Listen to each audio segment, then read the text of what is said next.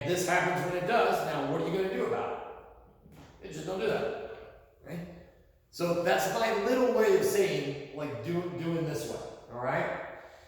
Dojo, or dojang in Korean, actually means a place of enlightenment.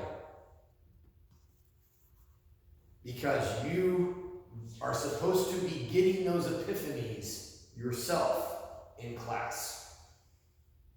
Okay? Now, in particular, Zen. Okay? One of the concepts of Zen, and this goes back to the way they meditate, is mushin, or no mind. Oops. Mushin means no mind. Okay? And basically, it's the idea that we see, sometimes you also hear the term Zanshin, okay, which is kind of a related concept of attention. Mushin means no mind. In other words, I see everything but I don't fixate on any one thing. Because if I fixate, then I cannot react spontaneously. Okay? And so Zen in particular, one of the fixations, let me back up and say, one of the fixations was life itself. Okay? So Zen, in an effort to achieve enlightenment by removing all desire, or a removal of all earthly desires, one such desire being life itself, allowed, in particular, you to become unfeeling towards death, stoic of your circumstances, things like that. Now that fits a warrior lifestyle very well, doesn't it? Okay? If you're on campaign, you're house starved, cholera is running through the ranks, you've got lice eating away at you that's in the cracks of your body armor, it's freezing, you haven't been home for months, you're going out to battle and maybe die. A philosophy that teaches you to basically stoically accept your lot in life, remove yourself from, I want to be home with my wife and kids in front of the fire with a full belly, whatever else, right? But a philosophy that embraces those hardships and says, this is a good test of my, you see how it naturally linked to like the warrior class, right? On a practical level, this helps me be a better warrior, right? If I'm doing those things. Okay? But it had another important part. On the battlefield, this is kind of the paradox. The best way to survive and keep my life is not caring about it. Have you seen Top Gun? Have you seen Top Gun? Alright, so they're remaking it, of course, or there's the sequel coming out. But you gotta watch the movie first. So, alright. You're not gonna get this reference then. Okay. So never mind, I'm gonna spare the story. But it's about fighter pilots, right? And basically there's an example of failed no mind. In like I use this as an example where like one guy, they're in the middle of the dogfight, the guy started thinking about his family. He's got a picture of his like wife and kids on the cockpit or whatever, and he starts thinking about his wife and family, and he starts freaking out because he's in the middle of the dogfight. He's like, oh my gosh, what am I gonna do? I'm gonna die. I'm never gonna see him again. So he kind of freezes up in the dogfight because the last thing you need to be thinking about in the dogfight is things other than the dogfight, right? Okay? And so the irony is when he's caring about his life, that actually makes it harder for him to keep it, right? If I'm facing someone down with a sword and they start slashing with that sword, I'm going, wow, that's really sharp. Did I pay my life insurance? Are my kids going to be okay, right? Or whatever. If you're thinking about all those other things, you're not thinking about getting in the way of that sword. Okay? You have to be focused and react spontaneously in the moment by being detached from all those other things. Okay? But this is an important concept. in the military. If someone engages you and starts shooting at you, what's the first thing you do? Anybody know? Shoot back, right? Suppress a fire. You don't run away. In a lot of cases, the most effective thing to do is engage, turn around, and start shooting and running towards them. Beat aggression with aggression. If you run and hide and cower, well, then they're going to flank you. You're still going to die. You're just prolonging the inevitable, right? You have to have aggression back. Could you get shot while you do that? Absolutely. But your best chance of not getting shot is to not care that you could get shot. Does that make sense? That concept plays out all the time, but that is the concept of Bushin. Okay? Now, Zen also is really important because it was founded by a guy by the name of Bodhidharma, or sometimes just Dharma for short. Okay? In Chinese, it's Dao. Okay, Bodhidharma is Bodhidharma was born in India as a prince, part of the ruler class, born in the 5th century. He went to China to spread Buddhism, was actually wanted to go see the emperor, was rejected. The emperor's like, oh, get out of here, I don't know who you are. Never got to see the emperor.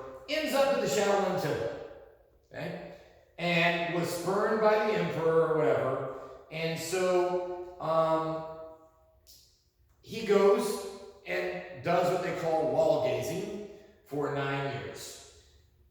Wall gazing is generally thought to be a metaphor for like the barrier to enlightenment. He probably didn't go to a cave and like just stare at a wall for thousands of days. However, if you go to China today to the Shaolin Temple, and well, if the smog allows you to see it, there is a cave up in the mountain from the Shaolin Temple that supposedly is where Bodhidharma went to do his wall gazing. Okay? He comes back, and this new way is Zen, is Chan Buddhism. That's what he came back out of the cave with. So he tries to teach it to the monks of the Shaolin Temple. But they were not able, he had a very, stayed and meditated for a long time and everything else. The monks were not able to survive, or not survive, but were not able to, were not strong enough mentally and physically to endure their routine of spiritual study. So Bodhidharma developed some exercises to strengthen the monk's constitution. Those exercises, as legend has it, is the foundation of the start of the martial arts. Okay? Hence the Shaolin Temple, Shaolin Kung Fu, Shaolin Temple is obviously tied to martial arts through Bodhidharma. Okay? Bodhidharma founded Zen Buddhism and, according to legend, founded martial arts because he gave it to the monks. Interestingly enough, legend also has that one time during meditation, Bodhidharma fell asleep while he was meditating. He was so disgusted with himself for doing so, he cut his eyelids off. And where he threw the eyelids, a tea plant sprung up, which then has caffeine and is what monks for thousands of years then were able to use for caffeine so they could stay awake from his eyelids, right? Bodhidharma is typically pictured, he's got a beard, bald head, and bugged out eyes. He's got no eyelids, right? So you can look up a picture, it's very, you'll see pictures in some martial arts schools of a guy and he's got these crazy bugged out eyes in Bodhidharma. He's got no eyelids. Okay? So anyway, he comes up with an exercise called the 18 Hands of Lohan. Lohan is a reference to a Buddhist guardian deity. and everything else. Now, in theory, keep in mind he's in the warrior class, so he would know in India, so he would know some fighting to begin with, so that makes a little more sense, okay? And again, the Shaolin Temple remained a hotbed for martial arts and pilgrimages to train and learn, okay? It is documented that the fighting monks of Shaolin Temple came to the rescue of the first Tang Emperor and saved him from a rebellion, right? Because they basically had a standing army of monks at the temple. This is also not uncommon. You hear like and we talked about the Warring States period in Japan, where you had all these different little warring domains in Japan. There were also temples in Japan also had standing armies. And sometimes the temples would fight each other, right, over some religious dispute. But they would go to war. One temple would be burned to the ground by another temple, right, over some dispute. Okay? But then they had a standing army. Now the question is, were these really monks, or were these basically mercenaries that were allowed to stay in the temple for protection? Okay? Right? Today, the Shaolin monks, like, you can go see, like, we took, last time they came to IU, they did a tour, we went and saw them perform at IU, with the whole school, a bunch of us here as a school went to see them or whatever, which was pretty cool, but are those monks? They're really, in Shaolin Temple today, there's very much the business side of things, there's the religious side of things, and then there's the performing athletes, right? That they're performing all the time. They want to be Hollywood stars. They want to be the next Jet Li and Jackie Chan, right? They're not concerned with enlightenment. They live in the same building, right? But no, those aren't the same monks as those monks over there, right?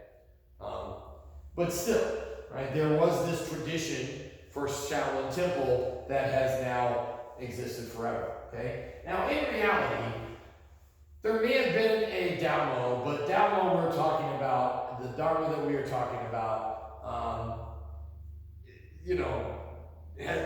obviously did not invent tea out of his eyelids or whatever else, okay? There's a lot of legend about where he went, or if he died, or did he ever die, maybe he's with Elvis, who knows, right? But basically, there's no real reference to Dao Mo until much later in history. He was probably invented, and this happens in martial arts, this happens in just generally speaking. If you want to legitimate yourself, you kind of make up a history that stretches a little farther back, right, and graft yourself into something a little more important, right? So there's a very real, there's a lot of people think that Dao Mo was basically invented by Zen Buddhism to graft themselves into the original line of Buddhism to give themselves legitimacy. In martial arts, there's a lot of martial arts, Shaolin Kung Fu type styles, that may or may not have a lot of connection to the Shaolin Temple at all, but will trace their lineage back to Shaolin Temple because they want to give themselves legitimacy, right? And make themselves more authentic. This is not an uncommon practice in history, okay? Everybody, have you seen National Treasure? No. Okay, you guys are killing me, right? The Freemasons, everybody know the Freemasons, whatever, right?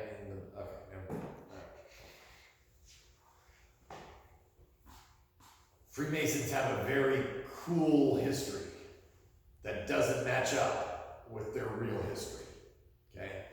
But it sounds a lot better if it goes back to the days of Solomon and there's Knights Templars involved and everything else. But it was basically a club that was made up in the 1800s in Europe, okay? But that doesn't sound as cool as Solomon's treasure handed down through the Knights of Templar, and the Freemasons are now the keepers of it.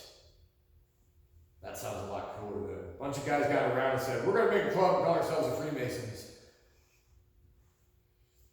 Okay? So, like I said, but nevertheless, Shaolin Temple does have a real important part of martial arts in terms of tradition. And arguably, again, this guy is given credit, how much is deserved so, is both credit for both Zen and martial arts through the Shaolin Temple. That is bottom line.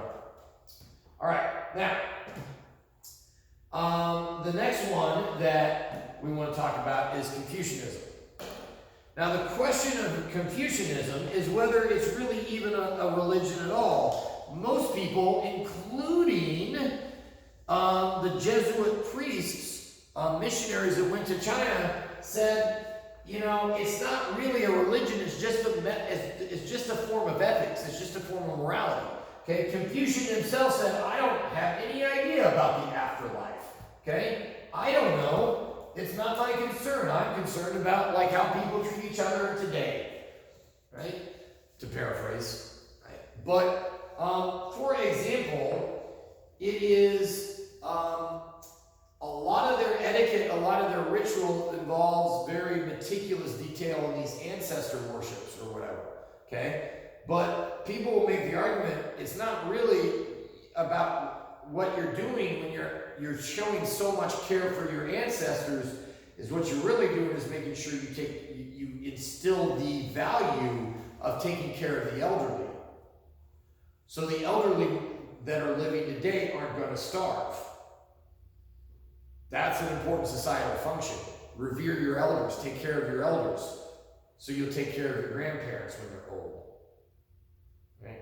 There weren't nursing homes to put them in. There wasn't Medicare or whatever else. Right? You had to do that on your own. Okay? So it's instilling values that were important. So Confucianism was very involved in social ethics, good government, okay? The idea of the superior man, okay? The virtuous or model man, okay? That was termed Sun Tzu or Kunja. A good English equivalent of that is gentry. Light bulb going on? Okay? I was in Asian studies class, and they were talking about this concept of Sun Tzu, and he's like, it's kind of like gentry. I'm like, that's the name of my martial arts school. Right? There you go, because that's the virtuous or model person. Okay? And now, what was unique is that this was based on merit. In other words, like,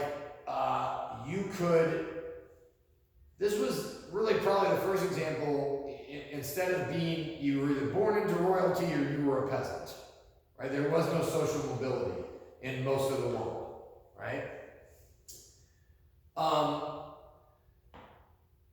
The idea of Sun Tzu or Kunja was based on merit.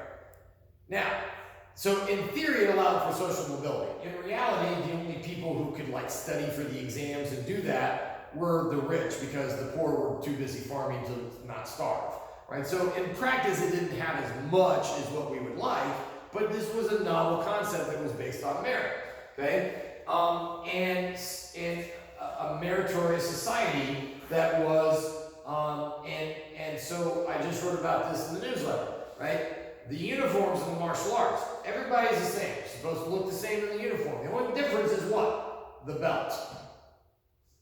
Right? What is that belt based on? Skill. How much you know, how much time you put in. Based on merit. Okay? I'm very particular in classes, no jewelry in class. Why? Well, people say safety and everything else, but really what it is it is like the trappings of the external society creeping in on the floor. How much your status in society. When I was a kid, when I was 16 years old, I would bark orders at, doctors or police officers or whatever else. Okay? Because on the floor, I was higher rank, yes sir. Now, we walk out the doors, I get pulled over on the way home, there's a role reversal there. Then he served up other status in society is different. But on the floor, those things didn't matter. It's what was on your belt. That is a Confucian society. That was a Confucian concept. Okay? Because it was involved with social morality, a lot of the virtues in Bushido, the warrior code in Japan, and the 5 rules of the royal rank are very Confucian in nature. Okay? Loyalty to the king, honor among friends, obedience to your parents. These are all very Confucian concepts that were hit hard. Now, one of the ways that this was instilled was by ritualized behavior. Okay? And this is a little different way. The idea is that, like I just said with ancestor worship, right? By going through all that ancestor, by doing that act of worship, I get an appreciation of taking care of my parents. So in the West, a lot of times we say whatever's in our heart, whatever's in our mind, then manifests out in our behavior. Yeah? Okay? But Confucian looks at it kind of the other way too. It works the other way, right? What I do, my behavior will influence what's in my heart. Okay? It's a different way of looking at it. So when we talk about, and we say in martial arts teaches respect. Well, how does it teach respect? Well, by you learning to bow, by you learning to say yes, sir, you are learning the habits. This is outward behavior changing your internal thought, your internal heart, right? It's ritualized behavior influencing your mind and behavior. That's a Confucian concept, okay? And again, it's most of the time in the West, we think the other way around, right? Okay, whatever's in here comes out, okay? But it's the observance of ritualized behavior, that Confucian concept says it goes the other way too. How I act will influence how I think. Okay? And hopefully, again, we do that in ways that are very positive. Okay? All right. You can also make the argument that, again, because of the Confucian value on scholarly, it is, the idea is that the concept of the warrior sage, right? And the Greeks said the same thing, right? Like, but you want someone who's both skilled in art, in the skills of art of war and the skills and art of peace, right? You can't have one without the other, okay? Otherwise, it doesn't work, right? If you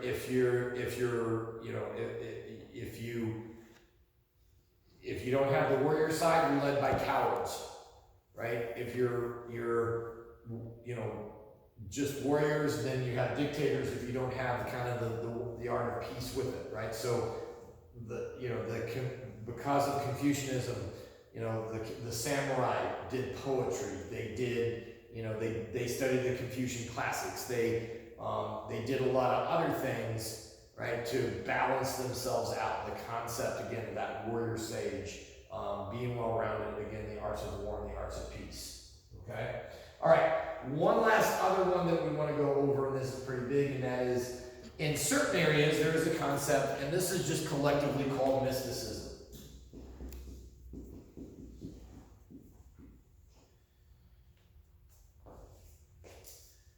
Now, this probably applies more to Southeast Asia, Malaysia, Indonesia, etc., where we get like Salat and some of those martial arts, okay? There is, and that's not to say that's not the only place where there is mysticism, but you see this type of martial arts a lot more there. But again, it happens all over the place and all around the world, okay? There's a special knife called a Chris knife that is a particular style of blade. You've ever seen this wavy blade looking thing, okay? Supposedly the wave helps you go in and stab it easier. I don't know. I've never really done that to someone or whatever, right? But if you had a particularly good blade, it would supposedly, you could point it at someone, it would rattle it approaching danger. So this is an art we talked about in the jungle. Ambushes were very common, right? So that warning was obviously very important. You could milk it and give you water. A lot of samurai, supposedly some of the more famous blades in Japan, had these mystical properties to them, right? Supernatural qualities, like Excalibur type stuff. So again, Europe didn't, we had Excalibur in Europe, so it's not uncommon, right? Type of concept. There's a concept called Imlu, where through a trance, the practitioner becomes possessed by a summoned beast, and the fire takes on the characteristics of that animal. Now, there are styles that are based on, mantis, where you fight like, and you kind of make your mana shape, or white crane, where you have like, your kind of wing shape that's based on animal movements. That's not what I'm talking about. I'm saying if you conjure up, if you're indwelt by a cobra, then you get to spit venom like a cobra. Okay? That's very different, okay? And usually there's a check and a balance, there's a drawback to it. Like, for example, again, this comes from Indonesia, right, where your class and society standing was based on how dark your skin color was, because if you were rich or higher class, then you didn't have to work out in the sun all day, right? So then you were more fair skinned. If you had to work, if you're more of a peasant, you had darker skin. So supposedly, according to one example, like every time you spit venom like a cobra, your skin got darker, right? So there was a social drawback to that, right? Tenega Dalam is another one that's like it's kind of like using the force. You could put a force field on things or whatever else. Now, anthropologists have studied these things, and let's just say the studies have been not verified very oftentimes, these things, right? So I don't want you to steal my marker or whatever, right? So I can put a force field on it, right, and everything else. So I'm going to protect my stuff that way or whatever. And then, like, the anthropologist walks over and picks it up and like, I got your marker. And like, oh, well, you weren't really trying to steal it. You were just, you were just testing, and we didn't. And the energy knows it doesn't really hurt you just because you're not really malicious and hard or something like. Again, there's these weird explanations and stuff like that that go on. There's another. Again, this happens all over the world. There's an example of this happening in China, kind of the same thing. And sometimes you get what you get, whoever, what deity you get possessed by, right? So some people got like martial arts deities. One person got possessed by the chess god, right? So he goes over and he starts setting up the chessboard, and the anthropologist points out the rook doesn't go there. That's where the bishop goes or whatever, right? And you're setting up the chessboard. How dare you question the chess god, right? So there's some pretty comical examples of the anthropologists doing this. But here's the real story, okay?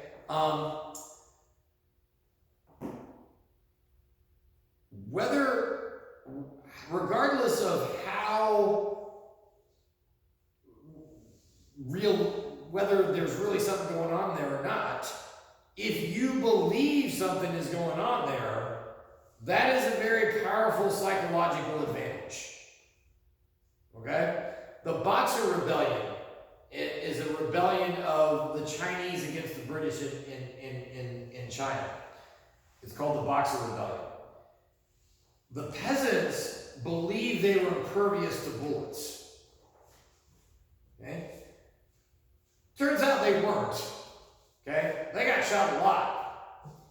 But they did a whole lot more. They messed a whole lot of things up. They did a whole lot more damage than probably they should have. Mostly because they believed they were impervious to bullets. Right? You hear about the berserkers in Viking lore, right? And again, this probably has been over exaggerated, right? They were crazy. They were put in cages. They had to be locked up. They were psychos. They would do drugs. So they were basically out of their mind, and they were just killing. They also wore bear skins, and they were naked under their bear skins, and just went crazy on the battlefield or whatever, right? And they were on drugs, psychedelics usually, or whatever. It's questionable how well they were. They were probably elite forces, shock troops, or whatever.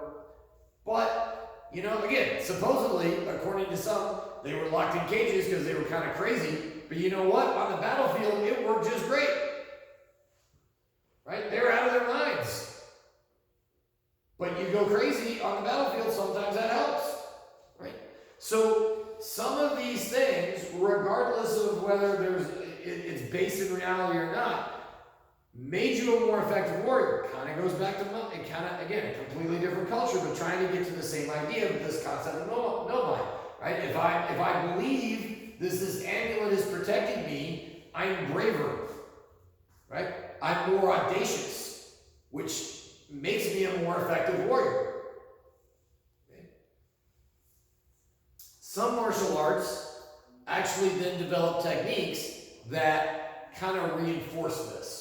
Right, so again, Salat is a very good example, right? So they would maybe put, they would put pepper on their hands. So then when they hit you or whatever, then, oh my gosh, his strike is burning, right? His hands are poisonous or whatever else and stuff. It's a trick, right? But there's some pretty kind of crazy things. There's one style, if you take your feet, if you curl your fingers and kind of move your hand, there's a style of Salat that would basically work on using their toes to pull forward, right? So the idea is then, if you could do that and you could crawl forward with your toes, then you're not actually taking steps. It looks like you're floating towards them, right? And so there was a style that kind of freak you out. If this guy is just kind of suddenly floating towards you, how's he doing that? What's going on? He must be, the devil or something, right? It has a psychological value if you employ some of these mystical elements, right? If you believe your sword, right, is magical and will slay all my enemies, I can be a lot braver in battle, right? So don't discount the psychological element of things, even if it doesn't have much of a basis in reality, okay? And so, all right, let's take 5. And then we'll get to work over there next door and move around some. We went a little long today, sorry about that, but that was big stuff to go. All right, take a quick break and we'll get going.